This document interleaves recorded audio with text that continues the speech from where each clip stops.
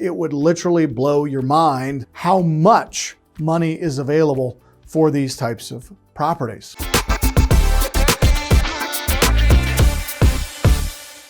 Infill development, and the second one is land development. Now let's talk about infill development. It is the process of developing vacant or underused parcels within an existing urban area that are already largely developed. Most communities have significant vacant land within city limits, which for various reasons have been passed over in the normal course of urbanization. Infill development takes place within unused or underused urban spaces situated between functional buildings, also known as, please write this term down, land recycling. Now, profit comes from building somewhere where there are existing people and existing demand for housing. Now, in the picture that you guys can see kind of in the background of this slide, what you can see is a large building on the left, a large building on the right, and then this vacant lot sandwiched right in between the two of them. Now, why did this happen? Well, it's not uncommon for a developer who's building units like these to keep a lot for themselves, thinking that, well, we'll keep the lot, we'll land bank it, so, we can absorb some of our profits in that dirt, not sell it, and then we can revisit it at a later time if we choose to.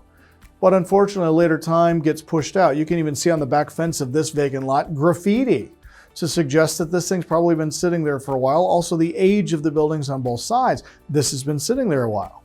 Now, if the developer or the owner doesn't do something with the land, it is very common for people to carry land in cash.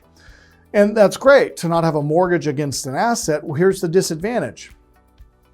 When you carry an asset like dirt in cash, there is no escrow account, okay? Many of you guys have a mortgage on your home residence, and every month you make a payment, and in your payment it includes taxes and insurance, and those are held in an escrow account, or what's called an impound account, and those taxes will then be paid by your lender to the taxing authority every quarter, bi-monthly, biannually, whatever your county requires for tax payments, so that the lender can ensure that the property taxes are being paid, because a property tax lien is senior to a first mortgage. So if you don't pay your taxes and the property goes to tax lien sale, it literally can wipe out the bank's note.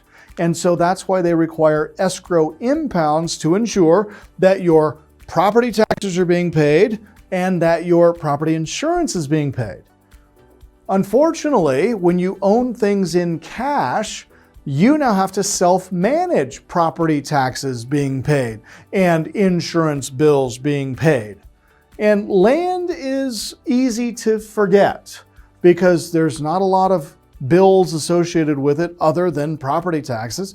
There's not a lot of reason to insure it. If you fence it up and say no trespassing, nobody should be in there, so you're not going to have liability insurance concerns.